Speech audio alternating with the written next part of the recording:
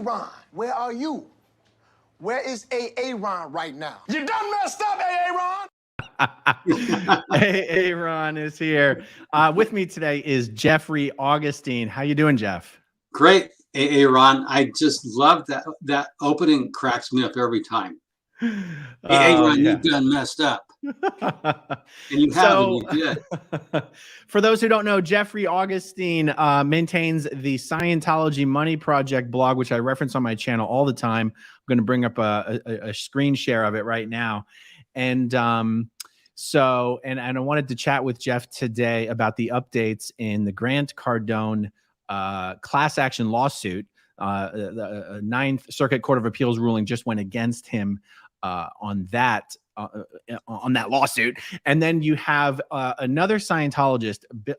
He's not a billionaire. He runs a $1 billion Ponzi scheme, and he's being prosecuted by the U.S. attorney. Correct me if I'm wrong, Jeff, but David Gentile, Scientologist based out of New York and also Clearwater. Is he actively being prosecuted right now? He was indicted. Yes, he's indicted. He's in. He's charged with criminal. He and his two cohorts have been criminally charged by the United States government. Yeah. So it's U.S. versus David Gentile, Jeffrey Schneider, Jeff Lash. So yes, okay. He's criminally indicted, and right now he's screaming about his rights have been violated because the FBI executed 2 search warrants on him in February 2019. Yeah. So Jeff, what would you rather start with here? The Grant Cardone civil class action suit, or do you want to start talking about David Gentile? Let's start with Grant Cardone. Okay. Because if you go to the homepage of my blog, okay, let me do that. Click it real quick, and Scientology Money Project has been around for 8 years. I've been researching Scientology money crimes, lies, and legal matters. But go to home and see the first cracks in the dam. Put that graphic up. Okay. Because I want Grant Cardone to see it. There are cracks in the dam. And basically, here's what happened. Grant Cardone uses social media to solicit investors, right? And he's been doing it for a long time. He's spent millions of dollars to become a social media influencer. And you see him online all the time with his Rolls Royce, he's humping his private jet. I mean, there was one shot where he was sitting up on the tail. I thought, Grant, if you want to have sex with your jet, marry it, So Grant wanted, when you solicit investors, you come under statutory law for soliciting. So if I ask you to invest $1 million with my private equity company, and what private equity means is it's not publicly traded. So I could start a company and raise money myself for it as private equity. But I have to make accurate and true representations to you about expected rates of return, risks, and all that, right? So Grant was making a lot of things that were misrepresentations about expected rates of return. And he was sued by an investor named Luis Pinto in that case. And this is it Pinto? Is it Pinto or Pino? I'm sorry, Pino. Yeah. Pino, okay. Let's go. We'll scroll down.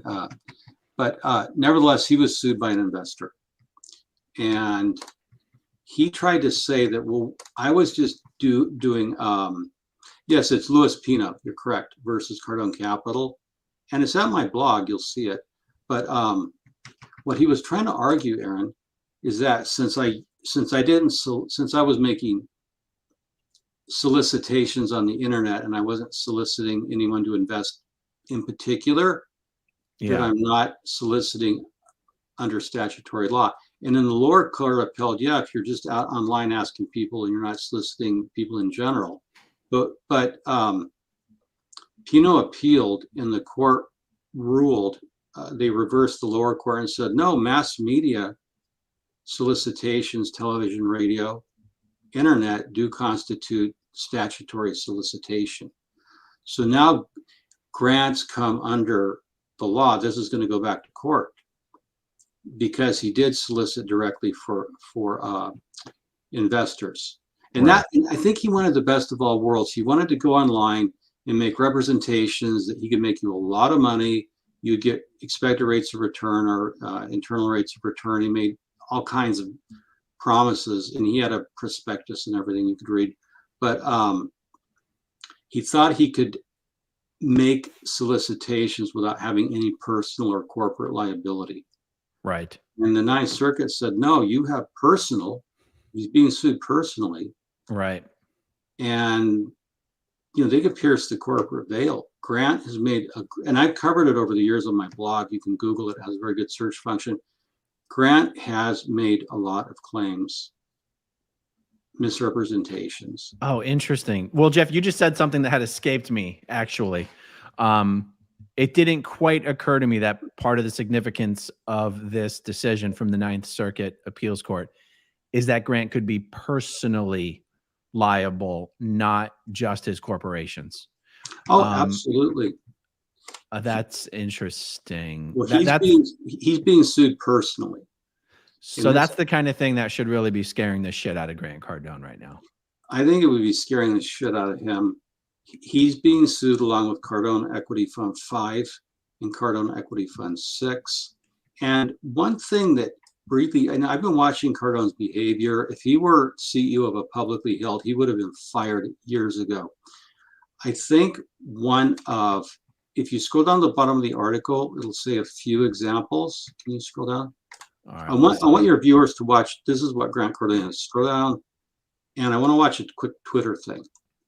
And am I looking for a link? Stop. Go back up. Go back up. Up. Okay, right there. Oh, Stop. right here. See a few examples. Okay, now we're going to go to that. Now there's going to be a Twitter. Can we watch the Twitter? And just watch this. Okay, this is no. You scroll past it. Go up. Oh, okay. Now see the Twitter. Hold on. This is what Grant Cardone does. I mean, that's Instagram. Are we talking about the same thing? I'm sorry, yeah, Instagram. Okay. I get confused. Do you want me to try to play this? Can you play it? Let me see what happens if I try it. Because I had it live last night, and I don't know if he took it down. Can you? I don't think anyone can hear it though. Okay, I don't know. Well, I'll tell you what it's about. Why this could become his. Let me go ahead, Jeff. I'm going to see if I can get it to play. Sure. And, like, oh, I see what's happening. Hold on. Okay. Hold on. I'm going to try. Sure. I've never tried playing this on here, but let me give this a shot. Dun, dun, dun. I got it threw it to another screen, and let me see if I can share that screen. Hold up. Because this is just damning evidence that would be used against him in court. I just don't know if I can get the sound to play, but give me a moment here, okay? Sure. Because this is worth the viewers listening to what he's doing, and I have several important points. So look, to be honest, I don't, because I've never tried this before. I could mess with some sound things, but it might not be worth our time. Tell the viewers what this video says. Here's what Cardone does, and you can watch it. What he says, look, if you're going to go broke, if you're going to go bankrupt, you might as well pay Cardone Capital, or Cardone Training, rather, Cardone Training. You might as well put it on a credit card and pay us, because after you go bankrupt, you might as well load up on debt and everything else, including using your credit card to pay for our training, because after you go bankrupt, you're going to want to start a new business, and you're going to need sales training. Oh, Jeff, check this out. Check this out. Go bankrupt. You want debt, you want obligations, and you want contracts. It's not, oh, I don't know if I'm gonna make it. Then sign up. If you ain't gonna make it, you ain't gonna pay for it, dude. Let's say you're gonna go out of business. You're in the furniture business. You're like, I'm done here. Okay. Well, guess what? That don't get you off the hook of living on this planet. You failed the business, no problem. You restart another business. So the way to play this is, let's go ahead and give your business the best shot. You need training. You're gonna need sales. You're gonna need phone skills. You're gonna need follow-up. Otherwise, it's gonna fail. If we put it on a credit card and you fail, the bankruptcy court picks up the Visa, MasterCard, the American Express. Training contract you did with us lives on for your next company. 100% of those people will continue on in some other business. Donald Trump has restructured casinos, man. This is not a new thing. The big boys restructure. Are you going bankrupt? You need to ask them, because they're thinking about it. Trust me, you need to bring it. Okay, so he basically and what I want the viewers to know is that this video, this is not Grant just talking to Instagram. This is Grant talking to his sales force, telling his salespeople to encourage businesses who are planning on declaring bankruptcy to, before they do that, buy a bunch of training from Cardone Enterprises on their business credit line, so that the bankruptcy court, that debt will get absolved, but their next business will still have training on account with Cardone Enterprises. What he's doing is encouraging his sales force to encourage their customers to break the law. Yeah, this is the inducement of fraud. He's inducing people to commit credit card fraud so he can be unjustly enriched. Now, can you imagine when the Pino case goes to court and they're talking about fraud and misrepresentation, and they play this before the jury? Now, I want to disclaim, I'm not a lawyer. I'm a private investigator licensed in the state of California, but I do work with private equity law firms that sue people like Grant Cardone and David Gentile, under attorney-client privilege. I would do work product. So he just induced people. That's fraud. That's scam. You can't say, hey, rack up everything, give me the money, and then let all that debt. And this is what the Chase wave credit card fraud was that David Miscavige and the Church of Scientology were engaged in, right? Credit card fraud. Yeah. And now let me ask you a question, Jeff, because this, the video that we just watched, there are no current charges or lawsuits that Grant is facing based on that particular act of inducement of fraud. But in this case, the civil lawsuit from Luis Pino, if that discovery is moving forward, which my understanding is that it is, does this particular inducement of fraud, does that somehow get pulled into the discovery of this case? Well, again, I'm not a lawyer, and you can ask Zach Morgan, who does a great job. I certainly would put it into evidence in front of a jury to show a pattern of fraud and misrepresentation. Because he's not being honest. You can't, look, if I'm going out of business, I'm going out of business, right? I am not going to tell people, hey, pay me for sales training so that when you go out of business, I get the money and the bank gets stuck with your bad debt. So I'm actually surprised Grant's lawyers would even allow him to have posted that Instagram. I'm very surprised. And if things, I'm not saying they will, but if things go criminal against Grant, because I started reporting on Scientologist David Gentile and GPP Capital of New York back in 2019. And I'm seeing some of the first signs, and this is why the recent post I did is showing the first cracks in the dam appear. When the lower court overturned, ruled against Pino in this decision, Grant was very quiet and said, that he was acquitted basically, but he wasn't, so this is very dangerous going forward, because suddenly he does have civil liability in a civil case. And that's how GPP Capital started. It started with investors complaining about things that were going on, not getting paid, rates of interest like 12% they were promised on their money. So not all the time, but many civil legal cases can turn criminal. And you've mentioned that you've heard that the FBI had people wiretapping Cardone. Oh, the FBI 100% had Cardone Capital being wiretapped. Executives, high-level executives at Cardone Capital for months were going into work wearing wires, placing audio and video devices into meeting rooms and offices.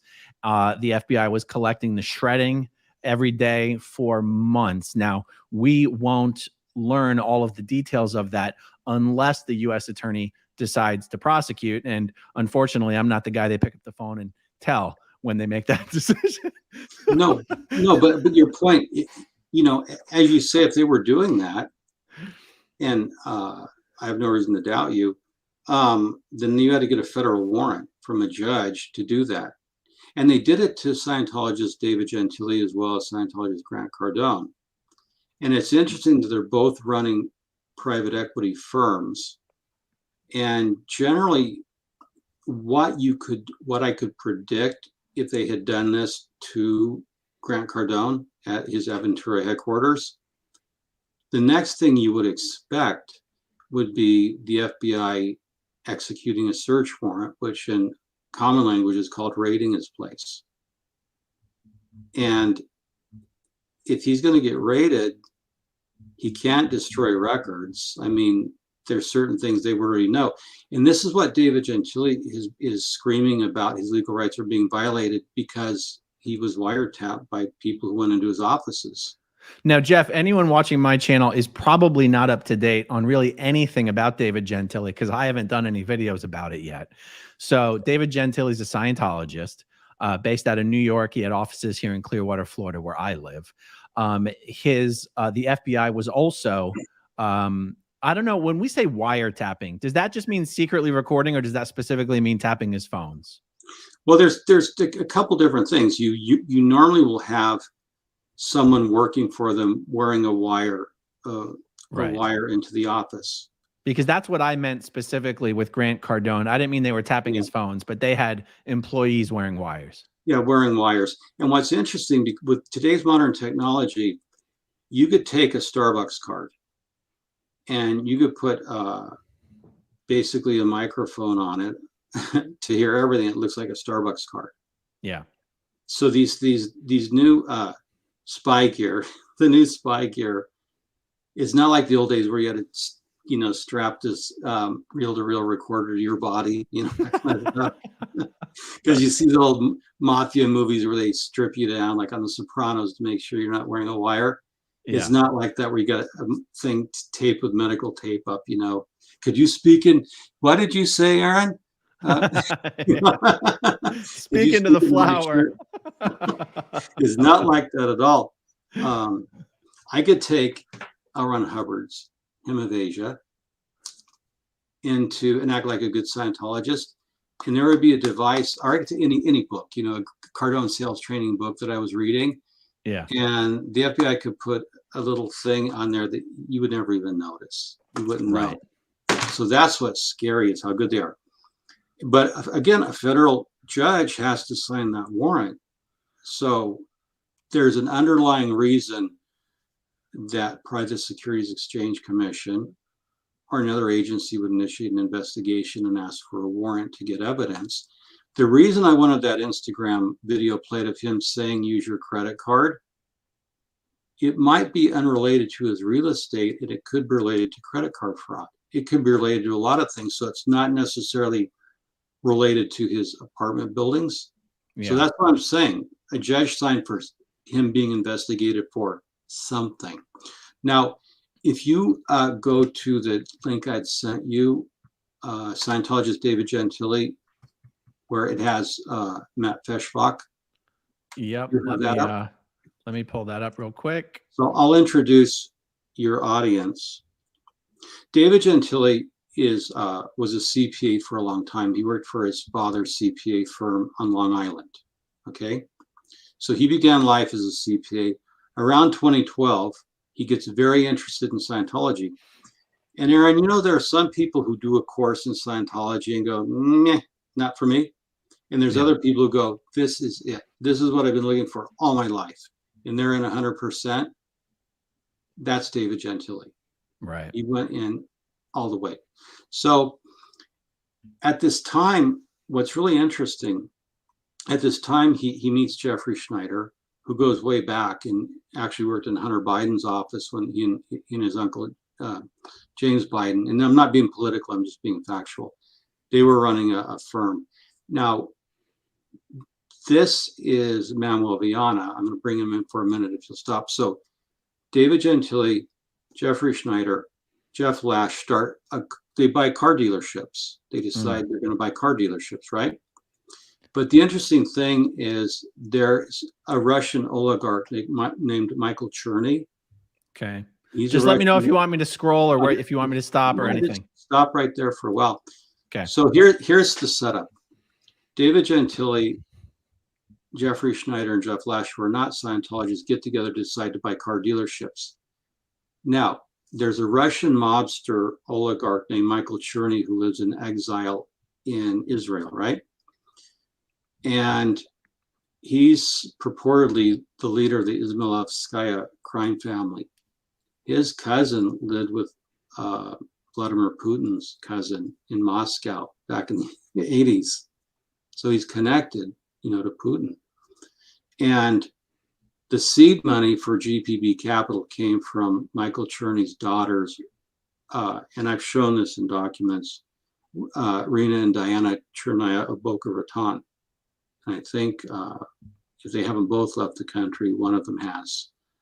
So the seed money, and this has been shown that the seed money came from Russian mob money, basically. So David Gentile, through his Long Island practice, through Schneider's connections, they got a big tranche of money that came from the Chernaya sisters, which came from Michael Cherney or Chernaya, which is why I became interested in the case. And so this Scientologist private equity firm started with seed money from members of Russian organized crime. One member of Russian organized crime. Mikhail Chernaya, the reputed head of the Izmailovskaya crime family. Wow. And just let me jump on something real quick here. David Gentile got a whole bunch of his family members into Scientology, and his niece is actually a Sea Org member here at the Flagland base in Clearwater, Florida. I'd heard that. Yeah. So just the fact that you have dirty money, you have money laundering, you have embezzlement, you have a pyramid scheme tied to Scientology in Clearwater, ought to have David Miscavige shitting in his pants as well. Well, it gets more interesting if you look at this picture we're looking at right now. Manuel Viana is a Scientologist. He has an MBA from Harvard. It's an earned MBA. He's a very sophisticated individual. He speaks Portuguese, lived in Brazil, formerly trained as an engineer. He's a money guy. Here he's pictured with Matt Feshbach, who owes the IRS a lot of money. At one time, Matt Feshbach was a short seller. And the Feshbach brothers in the 90s made a ton of money. They made a huge amounts of money, shorting the market. And then they lost it. They lost a lot of their money. But if you scroll down, here's what's interesting. Right below them, when I was researching Matt Feshbach, and this leads to David Gentile and other things, there's what I call the Scientology Money Club. It's like, you got to buy in 10 million. There's an interesting thing. If you'll see this next picture of Ali Shawkat and his wife, Noor Shawkat. Is that up on StreamYard? Okay, stop right there now. These two people, these two Scientologists interested me because going back a ways, Ali Shawkat's father is Mudhar Shawkat, who was a member of the Iraqi parliament in the aughts, in the 2000s. And one time Ali Shawkat was considered to be the next prime minister of Iraq. So you have two devout Muslims. And they sold a telecom company for 140 million when they got out of Iraq and went to Canada. Now, the reason this is interesting to me, you have a very well-connected, Mudhar Shawkat was a very influential, powerful Iraqi politician who was going to be the prime minister. He was considered for it. He's connected to a lot of shady figures, right? So his son goes to Canada. That $140 million is dirty. Applebee's in London won't take it. That's how dirty it is.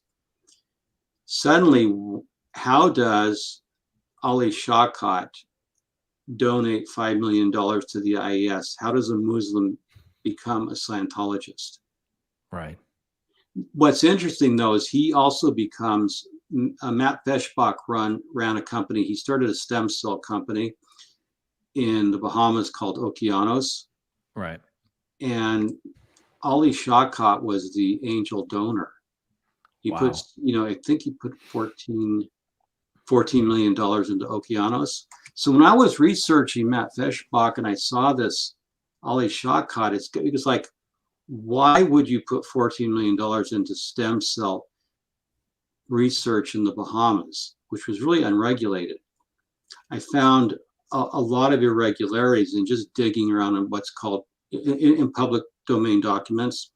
There's a thing called open source intelligence, and that's a community globally of anyone can investigate open source or public domains, or public documents. And I'm finding all this money, like, how did they get the $140 million out of Iraq? How does Scientology wind up with $5 million, at least $5 million of it? Ali Shawkat has since disappeared. What did that $5 million buy him? Access to Matt Feshbach? What was going on with Okeanos Stem Cell Institute? It was sold under very mysterious circumstances. It suggests to me that money laundering was going on. Interesting. Did you happen to ever find any crossover between the worlds of Grant Cardone and the worlds of David Gentile? No, not yet.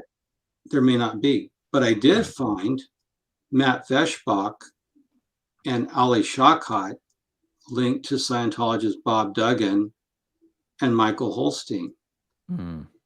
Ali Shawkat started a company, and I found Bob Duggan in the Panama Papers with this Hong Kong company. And for about almost 3 years, a reputation defender type of company was trying to get me to take down my website on Bob Duggan being in the Panama Papers. And they claimed that there was a young fellow named Bob Duggan whose chances to do business were being hurt because of my blog. And I said no. The other thing, now let me jump over. No, I haven't found a connection, but I have found some connections between Russian mob money, and I found Bob Duggan connected to some things in Hong Kong, a magnetics firm that I don't even know if it quite exists. Well, and also Bob Duggan is connected to Grant Cardone. In fact, although maybe in a negative way instead of a positive way, where Grant Cardone has this bullshit story that he tells of like this billionaire gave me, what was it? Was it a $10 million check, a $20 million check, $100 million? Yeah, I remember that. Yeah. I forget what amount, but it was like a 20 million. Grant Cardone's got this story he tells where there's a billionaire. This billionaire gave me a $20 million check. He wanted to invest in my business. And then, the next week, he sent a guy over to do due diligence in the company. And I was like, yeah, go ahead. Go look around. You have access to everything. And at the end of the day, I said, here's an envelope. I want you to give it to Bob. Give the envelope to Bob. He's like, what's in the envelope, Grant? He goes, well, take a look. Take a look. and he's like, I gave him his money back because if you don't trust me, I don't want to do business with you. And so anyway, this ridiculous story that's probably half bullshit, half truth, is Scientologist Bob Duggan, who Grant Cardone was, acting like a little parasite, a little moray. What are those things that suck onto sharks? Yeah, moray eels. Yeah. It's not a moray, it's something else. But anyway, Whatever, Grant Cardone was riding Bob Duggan's coattails, and then when Bob divorced his wife Trish Duggan, Grant Bob had already thrown Grant to the curb, but once Trish became an unattached, wealthy female, Grant started leeching on to Trish Duggan. And anyhow, that's the only connection I know of between Bob and Grant. I don't know that Bob actually invested in Grant. I think there was actually a falling out there, but I do know that Grant then latched on to Trish Duggan. But now we're one step removed. So yeah, and by the way, the $120 million in property that Scientologists purchased through mysterious LLCs in Clearwater. Yeah, I have every reason to believe that $120 million ultimately came from Trish Duggan. Interesting. And it's being run through Megan and Stephen Epstein, Scientologists out of Nashville, and they're being fronted by a non-Scientologist named Rod Riley. Interesting. So, as a private investigator, and also as a blogger, and the worlds they don't overlap, they're compartmentalized. But as a blogger, I get sources, and sometimes people will call me. So you have this. My point I'm making is Scientology money, financial irregularities go together like chocolate and peanut butter. They're always inseparable. Whenever you find a lot of Scientology money, you can often find criminality. For example, David Gentile raised ultimately $1.8 billion from 17,000 investors. And he did it through having a broker-dealer network who was paying high commissions for broker-dealers to sell GPB paper. He also offered very high rates of return if you invested with him. So he had $1.8 billion. He bought at least 5 companies that were owned by Scientologists. I believe he massively overpaid for them. Could have been kickbacks. I don't know. I'm not going to name the Scientologists. I know who they are. They're on my blog. They were in Clearwater companies. Interestingly, David Gentile also invested in a waste management company in New York. And those waste management companies are all mob connected. And there's a familial relationship. Let me ask you a question. Yeah. When I get asked whether I think, well, because you and I, we've already discussed, not only, in this stream, but behind the scenes, all of the dirty money, mob money, potential laundering occurring at David Gentile's operation. When I get asked whether Cardone Enterprises and Cardone Capital are involved in the same thing, one of the responses that I give is that it's my opinion that if Cardone had access to that much dirty money, he wouldn't be begging schmucks on Instagram for real estate investments. But what's your take on that? Well, they're different. There are 2 different types of operations. So let me be very careful with it. David Gentile is running Regulation D. And when you look at the amount of money he pulled in as quick as he did, $1.8 billion in that short of a time, my belief is there was a lot of pressure from Russian oligarchs to get money into U.S. real estate because that's the safest place you can invest if you're going to launder money. And I'm going to digress for a minute. This is very important, Aaron.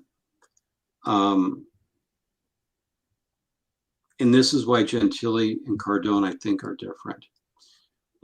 The Speaker of the House of Brazil, a former Speaker of the House of Brazil, was indicted for money laundering, and there was a large amount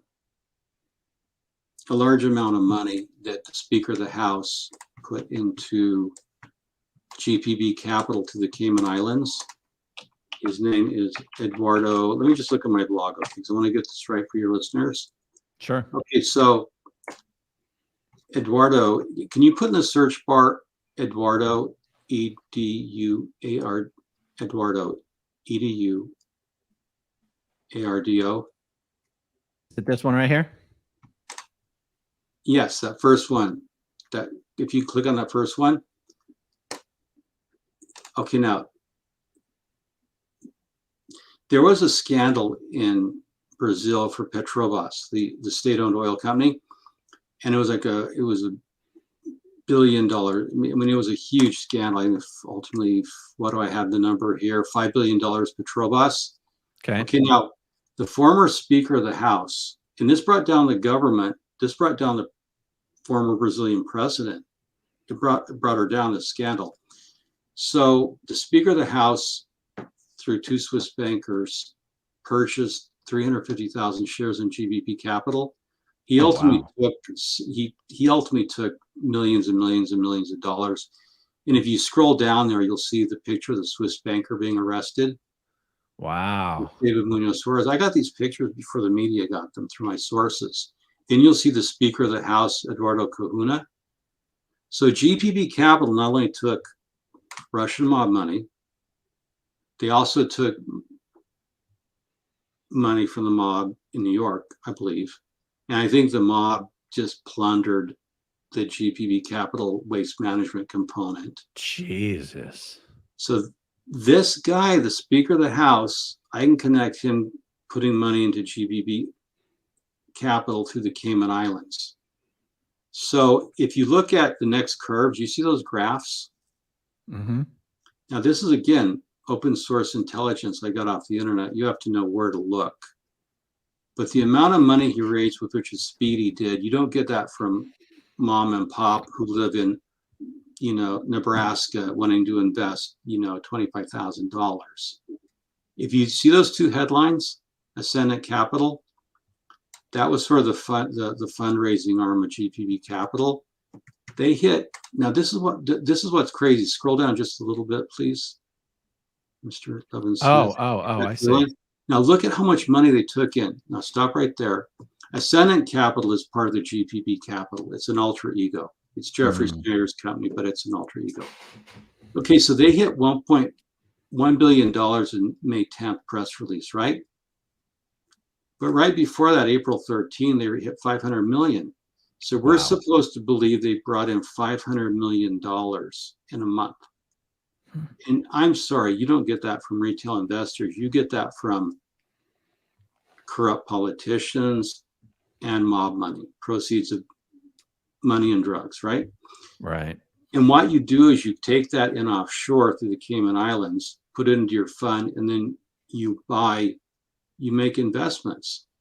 And when the first big civil lawsuit was the Commonwealth of Massachusetts, state of Massachusetts, they did file a civil suit against David Gentile, and the suit noted that at one point he was taking in money faster than he could spend it. And he began buying a lot of stupid stuff like way overpriced car dealerships. He spent too much. But David Gentile was also taking fees, undisclosed fees at every turn. So he would take a fee when he raised money. He would take a fee when he did this. When he bought a car dealership, he would split it into 5 pieces. So the ground that the car dealership was on was charged separately. He would take a fee for that, each car. I mean, it was a whole thing. There's where one similarity is. Grant Cardone, as you've noted very well, engages in undisclosed self-dealing. Right. He buys the properties and then sells it to Cardone Capital. That's been undisclosed. I think you've done a good job of talking. You call it, what's the term you use, Aaron? Double dipping.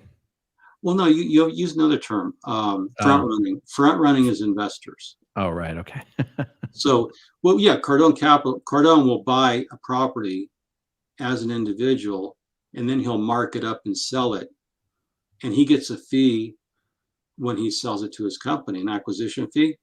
But you can see the quality of my work. I've been able to get high level, trace money coming out of a lot of places.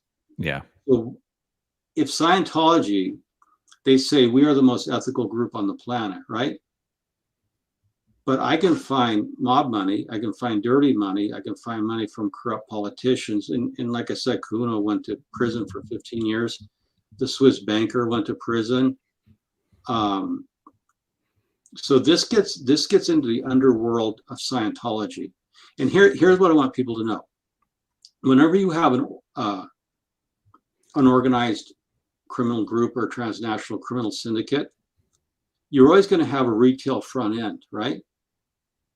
So here's how I think. I've always talked of Scientology as a transnational criminal syndicate, and I believe they are, and I believe they launder money. One example, Adrian Venegas in Colombia, former staff member down there. Okay. He was working for a Scientologist who owns several Dianetics centers in Colombia, because I found a Dianetics center in Colombia, and I was doing some research, Aaron. Let me get the exact location, because this will make another great story. And we're just jumping around, so I appreciate your listeners' patience. We want Colombia. Oh, there's so much there.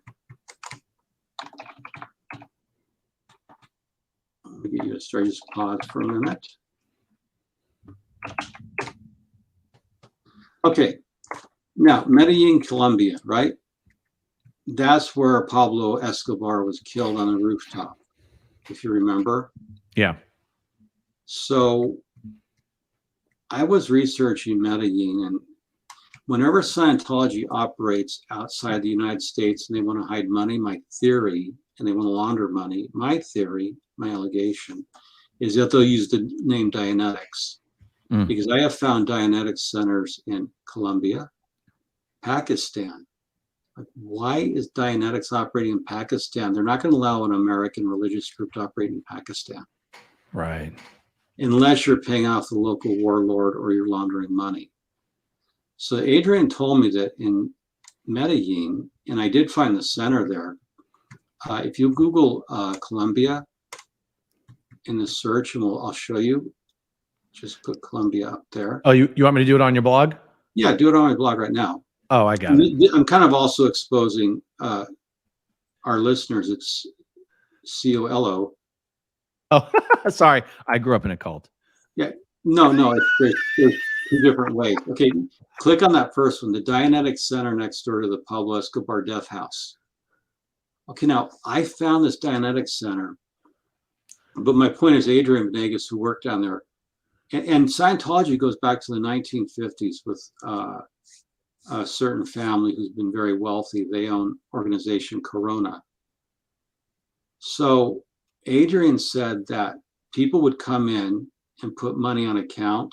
There's the Dianetics Center. See, stop right there.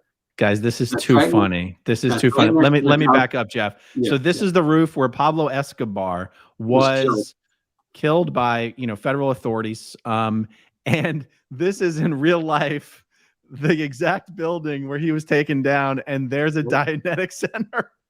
Right next door, yeah. And you know what? You're not going to be allowed to operate in Medellin unless you're the Catholic Church or you're paying off. There it is. That is too funny. So going back to my story, Adrian, and I put the address to show they're really operating down there.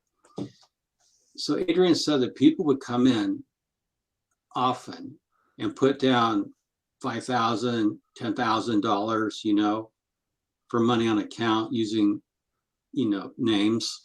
Yeah. And so if you think about it, if I wanted to launder money as a Colombian drug lord, I would get my cousin to set up 5 Dianetics centers. And I would send my guys in several times a week with $5,000, $10,000 to pay for future Dianetics courses, Scientology courses.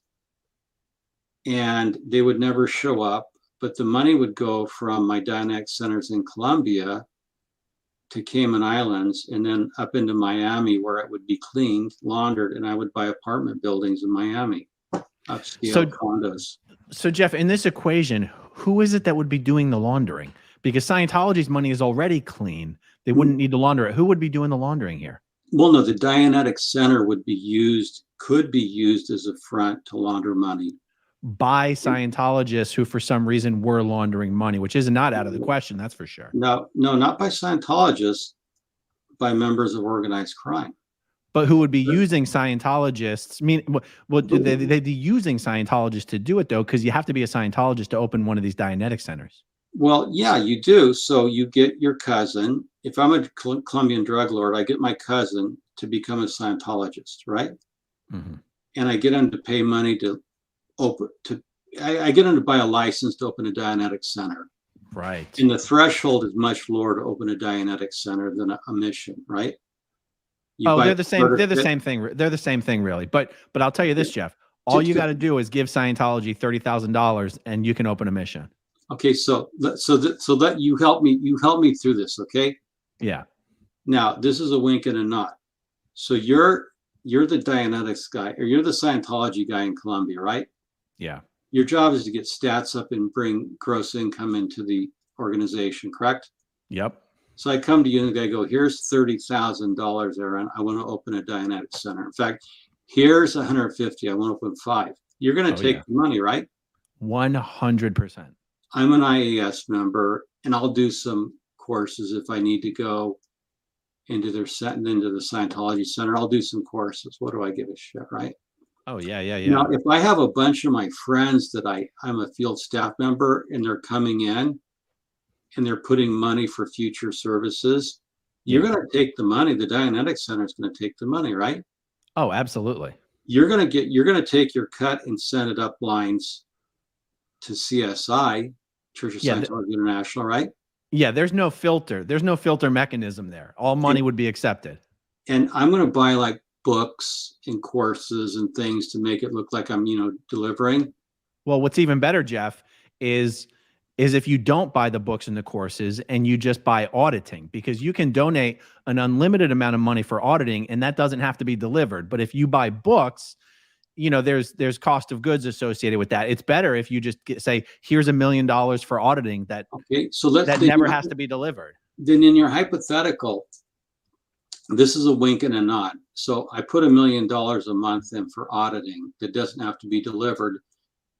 Scientology takes a cut and doesn't ask any questions, right? Yep.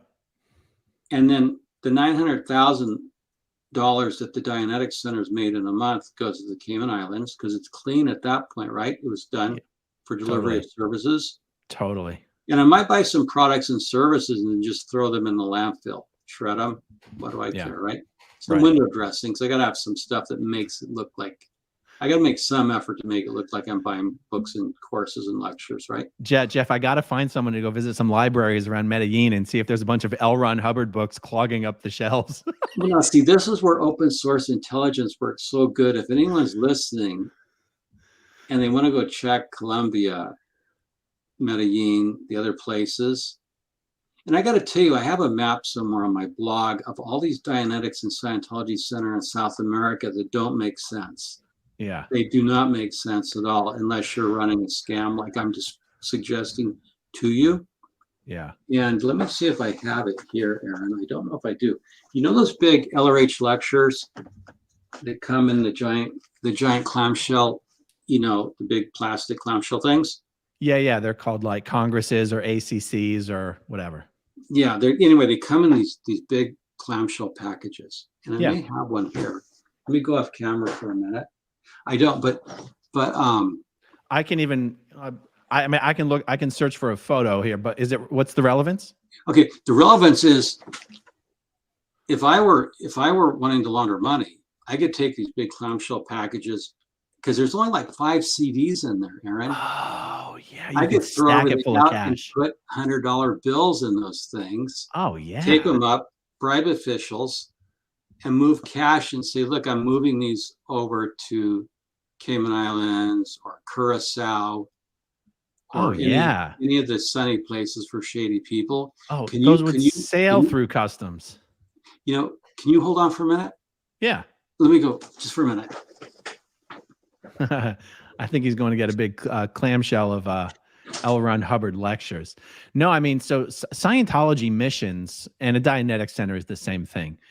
In these countries, well, Colombia is an example, but, you know, Mexico as well, would be the absolute perfect way to launder money. I also know from some research I was doing for a hedge fund manager into the Herbalife company that Herbalife nutrition clubs were being used to launder money between the United States and Mexico. There's an interesting overlap between the worlds of multi-level marketing and Scientology. And it's not a coincidence that, you know, Grant Cardone is a sales trainer and an MLM sales trainer and recruiter and, you know, car salesman. You know, these worlds get so incestuous. The overlap between these worlds is remarkable. And just to be clear, no one's accusing Grant Cardone of laundering money. But these Scientology missions, you know, we've just sort of gone on a little bit of a fun little segue here. These Scientology missions in countries like Colombia are the perfect way to launder money. Yeah, and so I couldn't find what, I think I left it at an office of a federal agency as an example. But Aaron, you could pack these clamshells full of American $100 bills or kilos of cocaine or anything you wanted. So as a PI, I look at it as think like a criminal, because I got to tell you, when I saw that Pakistan, they're raising money for a school in Pakistan. Why is Dianetics in Pakistan? You get a bullet in your head if you're an American down there working for what's perceived as an American cult. You're not allowed in there unless you pay.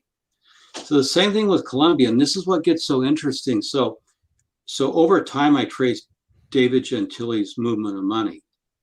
And like I said, a lot of Cleveland, downtown Cleveland, you can Google it, is owned by the Russian mob or Russian oligarchs, if you will. And they want to put it into stable American assets. Yeah, those are the packages. That's it. Thank you. And there's only like, when you open them, there's only like 5 CDs, which who uses CDs anymore? It's So true. I looked at it as a smuggling vehicle because you could load that up with drugs or cash or gun. Let me just explain to the viewers what exactly we're looking at here. Yeah. So, these were the new version of the containers that hold LRH lectures CDs. These were introduced well before I left the Sea Organization. So when I was still in the Sea Org, these were what we used, and this is what's still in use today. What you have inside these cases here are just some CDs. Just look how easily you could remove the CDs and just stack these things full of cash. And repackage them and send them through customs as religious, Scientology scripture. It's hilarious. Oh, that's exactly it. And I'll tell you why I camp on this. I worked 30 years in corporate, and we were always fanatic, especially the 90s forward, to reduce the size of our packaging and what we were dumping into the waste stream, right?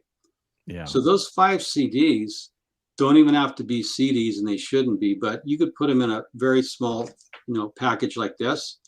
Yeah. Right. You could reduce the size of that packaging about 75%. Right. And thus reduce your waste stream. So when I saw it, I thought that's inefficient packaging. You don't need it. So it could, L. Ron Hubbard always liked to double curve stuff. Grant Cardone, what he does is he raises money to buy apartment buildings. And when he melted down during the pandemic, we discovered a couple things in a video he made that he's since taken down. He went on this really weird meltdown. And I don't know if in Scientology, would you call it type 3, meaning going insane temporarily? I don't know, what do you call it? But he made this video where he said he gets 10-year 0% interest rate things. But I guess they balloon at 10. I've had some people on my blog comment that I don't know this part of finance. And so if you want to get someone on the show, Aaron, who knows how you would get a 10-year interest only to buy an apartment building, that would be an interesting explanation, because Cardone said that's what he did. He's always saying, he says a couple of things that don't make sense to me. He claims to have some expertise at buying apartment buildings below market, which to me has always been pure bullshit, because there's a lot of competition to buy good grade A property or even B properties. Yeah. There's always been competition. If I own a grade A apartment building in Nashville or anywhere in the Sun Belt, I'm not going to give it away to someone like Grant Cardone. I'm going to sell it for top dollar. So what struck me as false about Grant Cardone is he always says, oh, I'm able to get it so it cash flows from day one. Well, no one's going to give away grade A apartment, multifamily. They're not going to give it away. Those people who own those buildings, 200-300 units aren't stupid. Yeah, Cardone's never bought anything below market value in his life. No, I think his whole trick is using zero interest loans. You could get it to cash flow. Yeah. And then you're hoping that the appreciation over time, you're hoping that things appreciate, the economy stays strong, and you can pay your investors their distributions. But he's had to suspend distributions. He did it when the pandemic hit. Yeah, well, here's the thing. I mean, the argument against Cardone ever buying anything under market value is that he already front runs his own investors on the deals. So if he were to find it below market value, he's keeping all of that upside for himself. Well, yeah, let's just say someone who was cash strapped and had to unload a nice apartment building rated A. And let's say they unloaded it for 50 million, 10 million under market, because whatever, they were melting down and Grant had the 50 in liquid cash, right, to close the deal. He would buy it for 50 and sell it to his company for 65, pocket the 15 million, plus he would get whatever, I believe it's a 1% acquisition fee. So he's going to make a ton of money just flipping it to his own company, and that's the undisclosed part. Grant also made a recent statement on one of his websites that he's engaging in deals, and I think this was he just bought some Scottsdale, Arizona property. It's like a business property, commercial property, which years ago he said he would never buy commercial properties. There's a video where he says commercial properties are death, but he just bought one in Scottsdale. He's saying that I'm ready to invest in deals because I have these unique insights that where banks and institutional lenders are putting their pencils down saying no. To me, that was a red flag. If a big bank or an institutional lender is not buying it, I don't want to invest in it at all. Yeah. You know, so he makes statements, and this is why I think these are in the nature of these are things that get introduced in court. He'll be on the stand, or he'll ask to explain, you know, what he's really doing. So we're going to eventually find out what Grant Cardone is really doing. This loss he suffered at the appeals court is huge, because my predictions are this is how GPB started. And I'm not saying it goes criminal. I don't know, because we don't know yet, right? It could, but we don't know. But what'll predictably happen is you'll start seeing press releases from law firms that sue private equity firms that engage in misrepresentation, fraud, hurt investors. Yeah. You'll start seeing people soliciting, have you been harmed by Cardone Capital? Are you an investor who's invested and has been harmed? Has he not paid his distributions? Did he make So you're going to start seeing law firms looking for investors, because everyone wants to be the lead law firm in a class action. So I think you're going to start seeing more law firms advertising to get people who've been hurt by Cardone Capital. I never liked the principle, because Cardone would always say, you know, invest with me, but what he's really doing is taking your money. Say you have 100,000, right? He locks it up for 10 years. You don't have any way to get at it. He makes you, and in the fine print, your distribution could be suspended at any time. He said it's the best investment, but if you're only getting 4 or 6% and inflation goes higher, Sure. you're going to be actually losing money. Yeah, sure. The other interesting thing on this article, The First Cracks in the Dam, you can scroll all the way down and read the legal. You can actually read the Ninth Circuit's ruling along with its memorandum. They're down there in PDF form that you can download and read and study. And my blog's a public service. So if you scroll down and see the PDFs, it'll actually, I back everything I have up with the court documents. And then that way people are able to use those and read them. And no one has to believe what I say. They can actually read what the court document's saying. But one of the things the court noted, is that Cardone owns 35% of the investment. Mm-hmm. So he doesn't get to just walk away and do whatever he wants. And now all the stuff he's doing on social media, he did take down a post. Can I clarify something with you there, Jeff? Oh, please. I want to make that clear. When he owns 35% of the investment, that doesn't mean he put up 35% of the equity. It means he gets 35% of the upside if he ever sells the property. Yeah, that's right. Thank you for that clarification. He takes 35% on the back end when it sells. So he gets money coming in. He owns the property management company that manages the property, so he gets a cut of that. Yeah.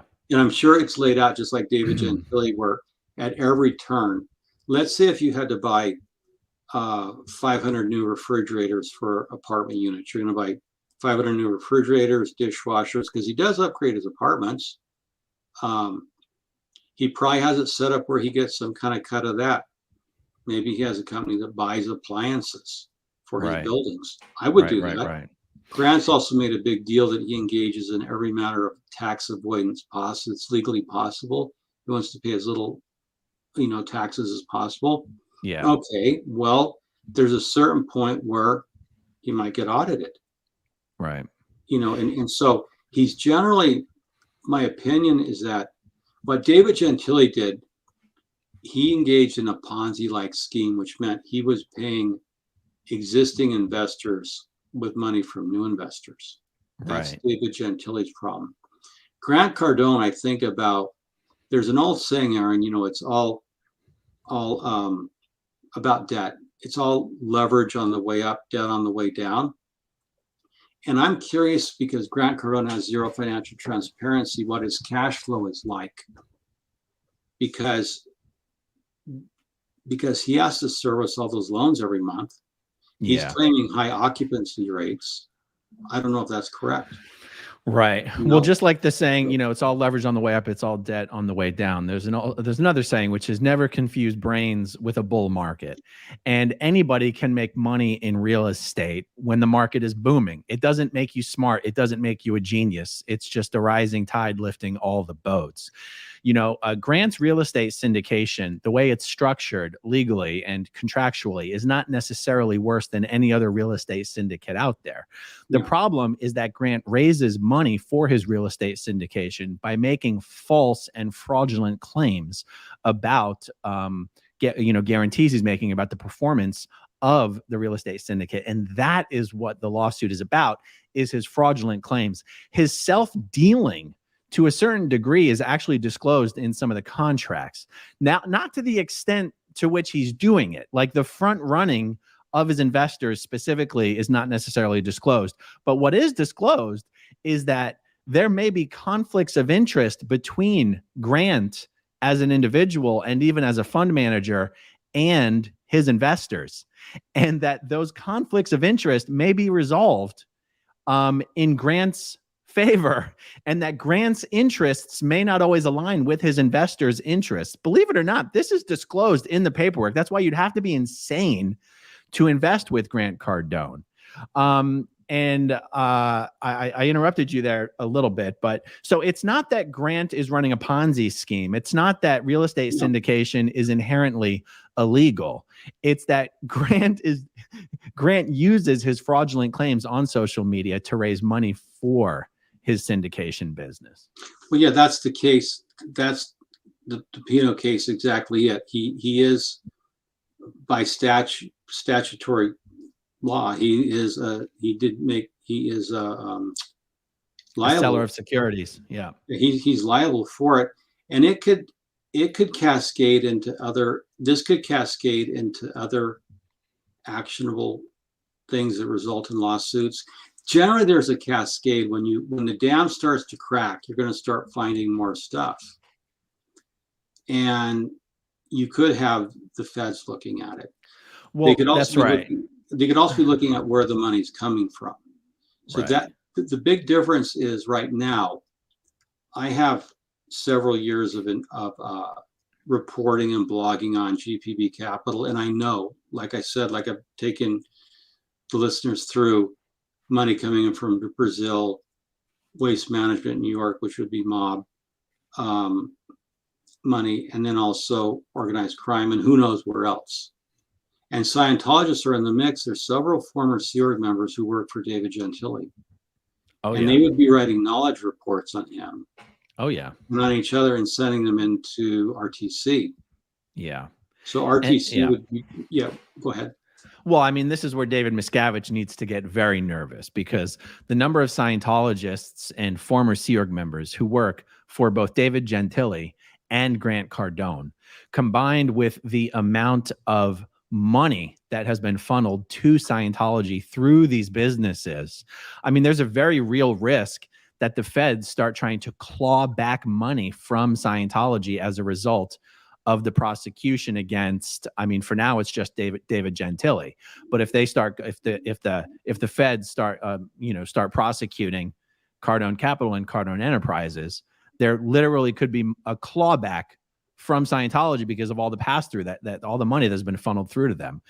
And you mentioned all the former Sea Org members who work. I mean, specifically Dustin Moscato is a former Sea Org member that I know, who was very closely working very closely with David Gentile in the executive structure of GPB Capital. And Miscavige needs to be very worried about former Sea Org members cutting deals to keep their own butts out of prison and throwing these other, Scientology whales into prison. I mean, this could get really ugly really fast. Well, the old saying is the first to talk walks. And what's really funny is David Gentile hired I believe it was a CFO named Michael Cohn, who wore a wire into one of the meetings and got a sweetheart deal, But there's several people. But anyway, so one of my points is Scientology calls itself the most ethical group on the planet, and yet, if you go through GPB Capital, the Reed Slacken fraud in the 1990s, Scientologist Reed Slacken committed a $590 million Ponzi scheme. Yeah. And Scientology actually sued the government and fought fought clawback laws, didn't want to give back the money. Oh, wow. There's What ended up happening? They had to give back part of it, but they fought. Did they? There's actually a pastor in Florida of one of these evangelical mega churches. And I think the feds won $1 million, clawback something like $1 million. And he said, go to hell. No, I'm keeping it. So that case is ongoing because you can fight clawback, you can argue. So you have Jeffrey and Jay Spina, OT8 Scientologists, who Jeff Spina got 9 years in prison. His brother Jay's headed to prison shortly. That was a Medicare fraud. They were both chiropractors. Yeah. And so you have a long list. I have a Scientology Crime Watch column I put up occasionally. So you have Riza Islam heading to criminal court pretty soon here, LA Criminal Court. And so I do a crime watch. If you type in crime watch, okay, search for it. Now you'll see Scientology Crime Watch Russia. That was before Putin's invasion, but the Russians have always been after them. But if you'll scroll through, do you see Scientology Crime Watch? Leo Hamill pleads guilty to, just scroll through now. Right there, that guy, illegal gun sales in San Diego. Oh boy. Now, I bought my wife's wedding ring from Leo Hamill. And this is the thing, Aaron. Leo was running such a great, really nice place down in San Diego. Look at that, FBI, ATF, raid home, businesses of local jeweler. They actually raided him. He was selling illegal guns. Wow. Like, why doesn't the church shut these people down? Like, tell them, like, look at this. And I put up again the evidence.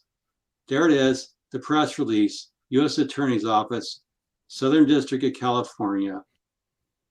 So, I mean, Leo Hamill. And if you go back, let's keep scrolling down. If you back. All right. So this is why my blog is so addictive to watchers of true crime, because I prove it all. I document it. And you go, that was the end. What am I scrolling? What am I scrolling to? If you backspace to the Crime Watch. I see. Just go back on the Google machine. I think you have to hit the back arrow. I wanted to go to that Crime Watch. Yeah, okay, so we scroll down again. Okay, so those are the Spina brothers. They stole $80 million from Medicare fraud by overbilling, unnecessary procedures. They were like hogs feeding at the trough, right? Yeah. So they're OT8s. Now, if you go down to the next guy, Crime Watch, repeat offender, Dr. Dennis Nobby, charged with healthcare fraud, money laundering. Now, if you stop at him, Dr. Dennis Nobby, we don't have to go there, but he was arrested for financial crimes. And you can see he's leading a prosperity seminar there. In fact, click on him. It's just funny to see. They actually have their criminals doing personal prosperity seminar. So he used LRH's tech as a chiropractor. The guy's a friggin' crook. Wow. And they're showing him like he's wealthy, but no, he's a crook. So that's so funny. He got arrested.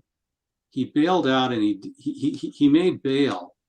And as Tony Ortega reported, there's a criminal complaint. Is this the guy who dropped dead? Yeah, when his lawyer called to say, hey, you got to go back to jail. They revoked your bail. He had a heart attack and died. Oh my God. But he actually died. So there's the Spina brothers. Look at them, upstanding citizens. And I did a great headline called From OTA to Inmate about Jay Spina. Do you have the picture here of Jay Spina next to David Miscavige? No, you know what? I can't find. I can find it because I tweeted it. So let me find it. I want to find it.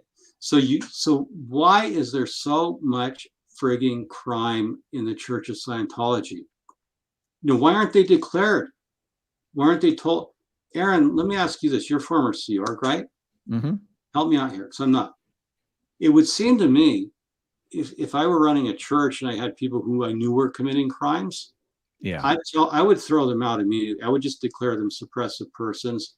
I forget what criminal is. A type B? Is a type B a criminal? I think type B is criminal. Yeah, I would just declare them suppressive persons. Because in a church, you know, it's sort of like, why isn't David Gentile declared a suppressive person? Why? Well, if he gets convicted, then he very well may be declared a suppressive person. But what it really comes down to is that, I'm gonna steelman the Scientology argument for not declaring these criminals. Okay. Yeah, please. So it's Scientology believes that only Scientology can actually fix the reason that people are criminals to begin with. And putting someone in jail, a Scientologist would say, doesn't fix the problem. It potentially only makes it worse and whatever. And so they would want to. So now this is the charitable interpretation of the reason, because the real reason is they want to keep people who have money to spend around for as long as possible. And just about the only way. Oh, I just found the photo, so I'm going to share this of Jay Spina and David Miscavige. Just about the only way to get kicked out of Scientology these days is to do something that would threaten Scientology's tax-exempt status, or to threaten Scientology, to drag Scientology into a lawsuit or into court, or into the press. And so that's why a lot of these guys won't be expelled from Scientology until they actually get convicted and Scientology gets dragged into it PR-wise. Okay. Hey, it's Frank Moreland, commenter. Frank, shout out to you. He says, Jeffrey has it wrong. If they're a criminal, then that makes them an elder. That's how it normally works. Frank, that is spot on. If you're one of the big crooks, you're going to get trophies like Jay Spina. You are going to be an elder. Good on you, Frank. That's a brilliant observation. It's worthy of my satire blog. OT8 is great.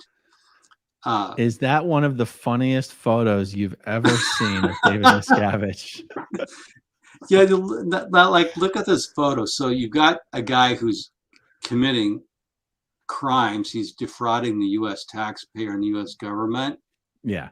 And this is an OT Achievement Award. This isn't even an award for making a donation. This is an award for being a pillar of the community and setting an example to other OTs of what it means to be OT. This is an award given to him on the Freewinds Maiden Voyage anniversary event.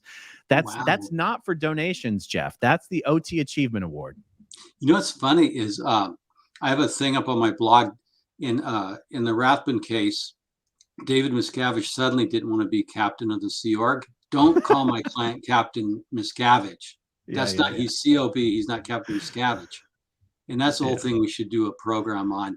But yeah, there he is in his fake Navy uniform with his permanent Class 12 badge, because he claims to be a permanent Class 12.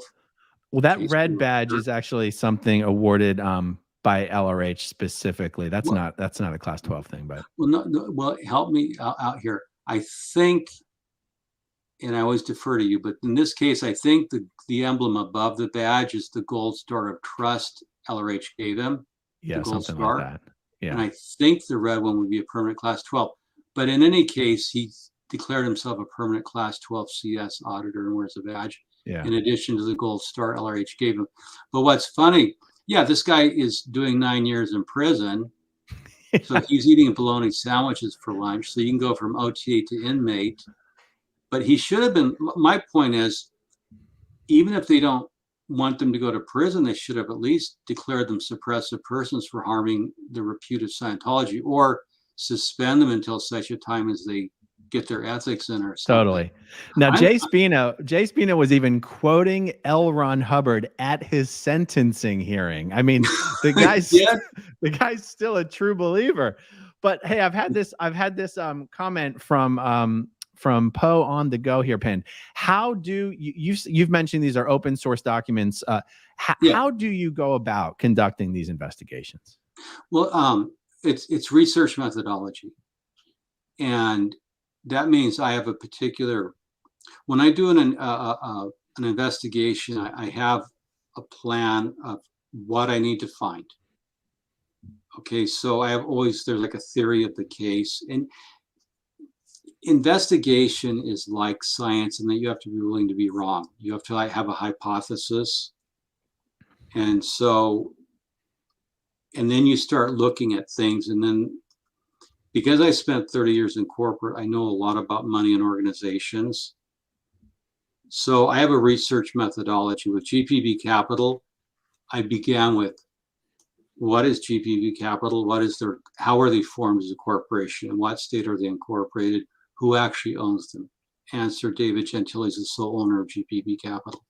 Okay, then I want to find out, you can go to the SEC, Securities and Exchange Commission. You can type in GPB Capital SEC filings or Cardone Capital SEC filings and see what documents they file with the SEC. Then you can start reading their own press releases because they often give away too much in their press releases. Then you start reading the lawsuits. You dig into the lawsuits. Then the Brazilian thing was interesting because I was in a very obscure site. A very obscure site, Cayman Islands, looking at their Cayman Islands operation because they do run Cayman Islands down there. And I saw a mention of Brazil, and I went down, and I have a friend who's fluent in Portuguese, lived in Brazil, born there. He helped me translate some stuff, and I was able to get American English language translations of the Brazilian thing. So it's hard to explain. It takes a lot of time, but you have a research methodology. And then sometimes you get tips, just like any good journalist. Someone will call you in with a tip and say, hey, I don't want to say who I am, but you ought to check into this thing. Yeah. That's how I found out about the waste management thing. And David Gentile's connections to waste management in New York City, which is really gets to be part of it. So funny. And I'm not going to go into it here. It might be later. I'll tell you a really funny story about how mom and dad lit a trash truck on fire to collect the insurance money and got arrested. Mom takes the kids to school, and then she and dad light a trash truck on fire. It's a really funny story. Yeah. And so you look at who they're connected to. The interesting thing, and this is really crucial, is you have to get the origin story. There's 3 origin stories of GPB Capital. David Gentile tells one, Jeffrey Schneider tells one, Jeff Lash tells one. They're all different. And then I go into the precursors.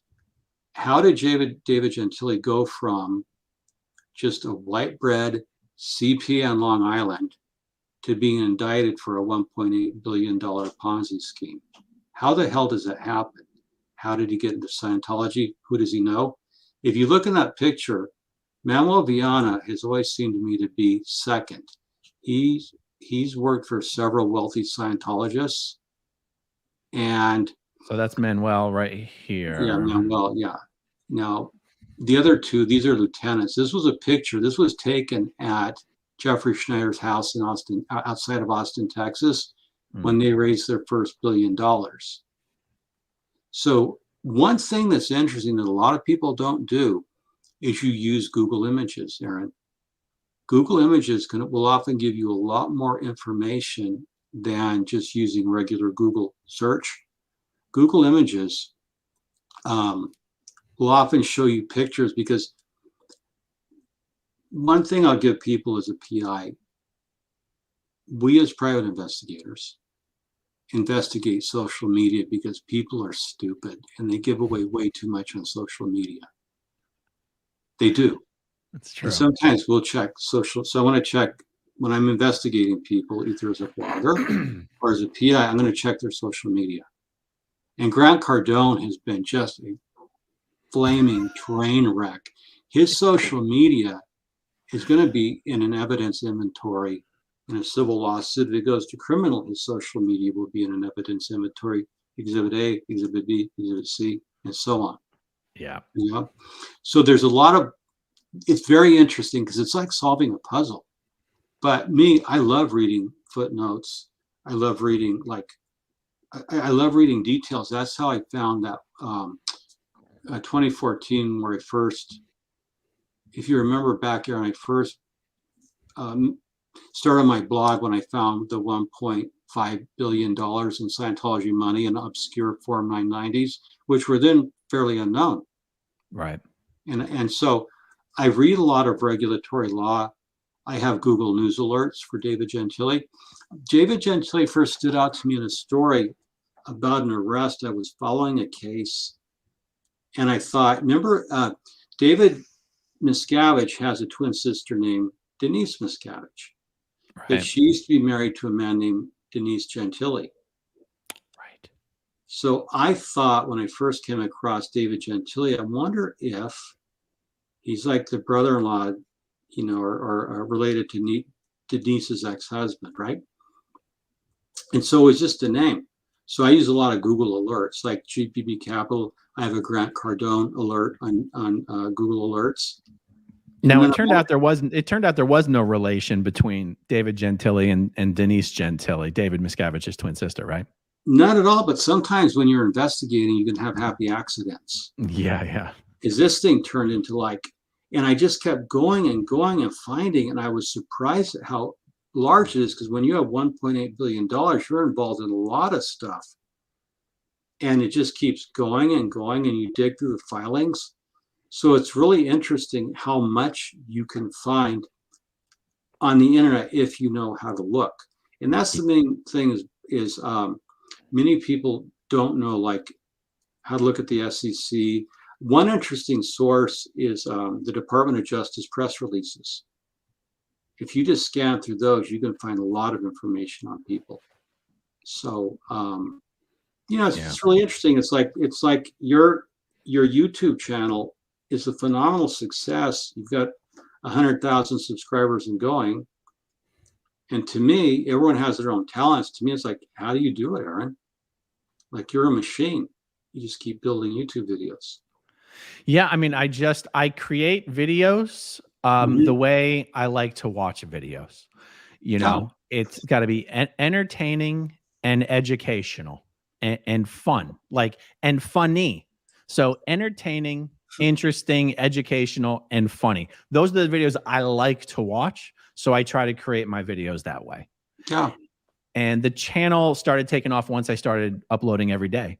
And I decided to upload every day because the channels that I watch, I love to watch them every day. And whenever they don't upload, I'm a little sad. So I was like, you know what? I'm going to be the channel where my subscribers never have to be a little sad. They're always going to get a little something, and I'll try to make it as good as I can, but it'll always be something.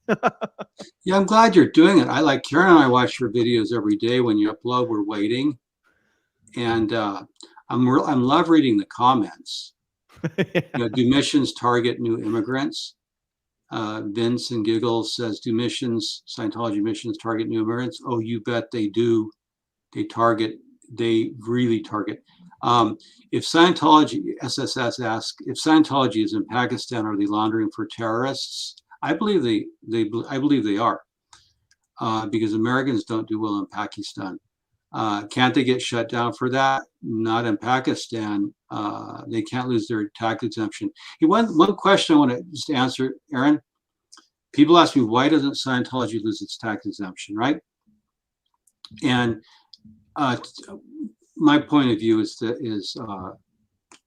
it's very hard for them to lose it, because the evangelicals in America, Christian evangelicals, along with the Catholic churches and other big mainstream churches, have so much influence on Congress because they bring their big voting blocks and they donate a lot of money, right? And in the 1998, this is fairly obscure, but it's important. I want you to listen. In the 1998 IRS restructuring law that was passed, the Congress made it so that only 3 people in the entire United States government can call for revocation of a 501c3 tax exemption. Did you know that, Aaron? You have explained this to me, but it doesn't really stick. Okay, here's how it is. To get an income tax revoked, you have to have someone with statutory authority within the U.S. government call for an investigation whether it should be revoked. It's not like the old days when Scientology lost it in 1967. By law, due to the IRS Restructuring Act, and this is where Congress puts all kinds of little things into a bill, only the United States Secretary of the Treasury, or the IRS commissioner or the IRS commissioner exempt organizations can call for an investigation into a revocation. So there's a very high threshold to cross. It's not impossible, but it's high. I think what will trigger it is not inurement to David Miscavige, because that's just hard to get. Kenneth Copeland has 3 private jets. He's the big granddaddy of abusing it all. I think what gets Scientology's tag exemption revoked is criminal activity. And I think at some point, David Gentile poses a big existential threat to the Church of Scientology, as did the Danny Masterson case. And we don't know yet, and I was there every day watching the case, we don't know yet if they're going to retry. I think they do. I think they have to retry. I think what gets Scientology ultimately is criminality. And that is a basis for revoking tax exemption, because you can't violate public policy. That is, you can't violate U.S. law and have tax exemption. You can't do both. Right. In Scientology, now you can say there's individual Scientologists committing these crimes and not the church per se. That appears to be the case, but we don't know the extent of the church's involvement behind the scenes in facilitating crimes. We don't know. And that is where we need the FBI and other agencies, to look into that. But Scientology definitely feels the heat. I think, Aaron, you noted in your last video, I think it was today I watched it, maybe yesterday, you said that Captain Miscavige is putting off his international event. Yeah, he's still only doing local events and not doing, he's not doing Scientology's major international events. They've been all canceled for almost 3 years now. Yeah, and that was Mike Rinder who noted it. I think you quoted it, but we'll play off each other. What is the significance of David Miscavige not doing like an international event? Well, there's several significances of it. First of all, the international events were his venue for perpetuating the illusion to all Scientologists in the world that Scientology was very rapidly growing. I mean, these were the events where Miscavige, 5 or so times a year, personally briefed all Scientologists with these very flashy and fancy digital fly-throughs and presentations and, scripted speeches and everything, that Scientology was booming all around the world. Without those events, all Scientologists have to see is what's in front of them, which is their local failing organization. So if you have these international events, it becomes harder to keep convincing Scientologists that Scientology is actually succeeding. And when you have these international events would be held, at either the Shrine Auditorium or Ruth Eckerd Hall, like large event halls where you at least looks like, hey, there's kind of a lot of people here. But now these events are being held in the auditorium of the Fort Harrison Hotel, where they hold weekly graduation. Good luck convincing anyone that Scientology is winning and succeeding. And it only holds 1,000 people. I mean, that's filling it to the brim. And they've been filling that auditorium for the last 30 years. That's nothing special. No. Oh, here's Frank Merlin popping in again. Seorg could get the RPF to do poppy farming. This guy's funny. Yeah. But the other thing is that these international events were a major fundraising opportunity. You had like clockwork, these 5 or 6 major fundraising and sales opportunities happening just year after year after year. And now he's just canceled them. Now, I believe Miscavige's excuse internally for canceling them has to do with preventing the spread of COVID. But that excuse is wearing a little thin at this point, especially since all Sea Org members are vaccinated. And it's like, what the hell are you talking about? We're in Florida. We stopped worrying about that 2.5 years ago.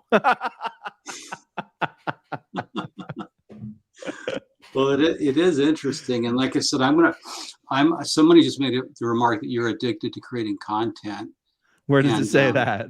Well, one of your commenters said that Aaron's addicted to creating content in the feed, which is to our benefit.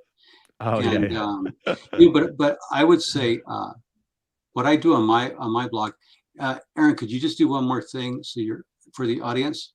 Yeah. Can you put up on StreamYard OT8 is great, just so they can see? I want to explain something really quickly. Do you mean the blog OT8 is great? Yeah, my comedy blog, my satire blog. Okay, but it's a website, right? I mean, yeah, OT8 is great. Well, one reason I wanted to tell people it's OTV III. Yeah, that one. Outrageous satires. Now, now what I do, one thing I started to do a long time ago, because sometimes, to your point, Scientology does really stupid shit. And sometimes it's not criminal, it's just stupid, but it could be both. So I created this blog, OT8 is great. And the character is like this neurotic Stalinist bureaucrat in RTC. And I started this like in 2013, making outrageous claims like Scientology was purchasing North Korean children for the Sea Org. And people believed it. It was a Poe's Law thing. And this blog is taken off. So my thing is, if you don't laugh, you'll cry. Scientology is so sadistic, evil, and awful that I started this blog making fun of it because I've got an outrageous sense of humor. There's a picture I did a shoot years ago, Miscavige being led away. That's my OT postulate. But I started a satire blog, and it's really, you got to have fun. You got to laugh, right? And one of the first things I noticed about Scientologists is they strip away people's sense of humor. L. Ron Hubbard actually wrote a policy on joking and degrading and how it's illegal. Here, go this one, a shocking discovery. Scroll down. Jesus and his disciples. I want to show you how now click on that one. I was looking through I was looking through the Jehovah's Witnesses website, and they had their picture of their Kenny Loggins Jesus. That's a running joke online that Jehovah's Witnesses use. But they're singing, but this one guy looks like he has a crack pipe, if you see that picture. So that's from the Jehovah's Witnesses. They have this white Jesus who looks like Kenny Loggins. And it's like, I looked at that and thought, that doesn't look right. They're just, so anyway, I have a lot of fun on OT8 is great. And the reason I made the name is OT8 is, remember Tony the Tiger? Yeah. Frosted Flakes are great. Yeah. OT8's the top of the bridge. It must be great. So OT8 is great. But I have a lot of fun, and that's my other blog for New Time Scientology watchers. OT8 is great. And like Scientology switching to virtual reality goggles to fix the decade. So Scientology lends itself to humor, and they don't get it. They can't take a fucking joke, And just ending up, when you were Sea Org, there was no humor allowed, right? There was well, you couldn't make jokes at the expense of Scientology or Scientology executives. It's called joking and degrading. You can make jokes about stuff that doesn't have to do with Scientology. Innocuous stuff, but generally you're not like a sense of humor is like you have to kind of put that aside. Like well, only as it relates to Scientology, though. Okay, just didn't know, because I always thought when I first read Hubbard's policy of joking and degrading that everything was so grim and serious. Yeah, within the church, but satire is interesting because in Russia right now they're starting to crack down on. Well, they when Putin invaded, they cracked down. Fascist regimes always crack down on humor, satire, especially if it's directed at them. So all I do on this blog is just have some fun. These are all pieces I write in 5 or 10 minutes, to throwaway pieces. But it shows, the great power of the internet to, I focus on very serious matters, but I also have some fun doing things. And that's part of what makes your channel fun, is you have a sense of humor. And but I don't think Grant Cardone or David Gentile will find this particular live stream fun or funny. No, not at all. Not at all. So, all right. Well, this has been great. Let me just answer this one question I did see. Who, if anyone, does Miscavige listen to and why? Literally no one, except maybe Tom Cruise. And not that he thinks Tom Cruise knows better than him, but if if he thinks something will make Tom Cruise happy, he will make that happen. So if that qualifies as he listens to Tom, then he does. He listens to Tom and literally nobody else. He doesn't even listen to Scientology's lawyers. I mean, he dictates to the lawyers what they should be doing. So, I mean, it's one of the reasons why Scientology is failing. You know, I think if Scientology actually had some really smart, progressive, creative leadership, it could sort of change the perception of Scientology as a family destroying, you know, authoritarian, totalitarian cult. But Miscavige doesn't use you know, what do they say? Surround yourself with people smarter than yourself. You know, Miscavige refuses to do that. He doesn't think anyone is smarter than him, so he won't use. The only thing he'll do, he'll hire connected, powerful, and influential attorneys, but not because he thinks they're smarter than him, but because they have social capital. They have leverage within their industry. That's what he's paying for. He doesn't think he's paying for their intelligence. He thinks everyone's a moron except for him. True. So. All right. Well, we're an hour and a half into this thing. Let's leave it at that for this evening. Okay. This has been very fun and very educational. And guys, I do read all the comments. So, you know, anything you'd like to see us discuss further, let us know in the comments down below. And obviously, as news breaks on these things, we'll definitely discuss them. And check out Jeff Augustine's blog, Scientology Money Project. It's one of the best research resources out there on the subject of Scientology and all its various crimes. So thanks again, Jeff. This has been an absolute blast. And let's do it again. Let's do it again soon. We will. Thank you. All right, everyone. Buenas noches. Okay, if you want to see my rock and roll songs, click right on this guitar. And if you want to see a different one of my videos,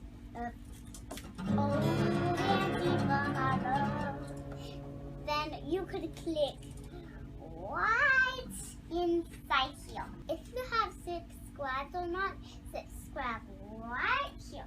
Bye.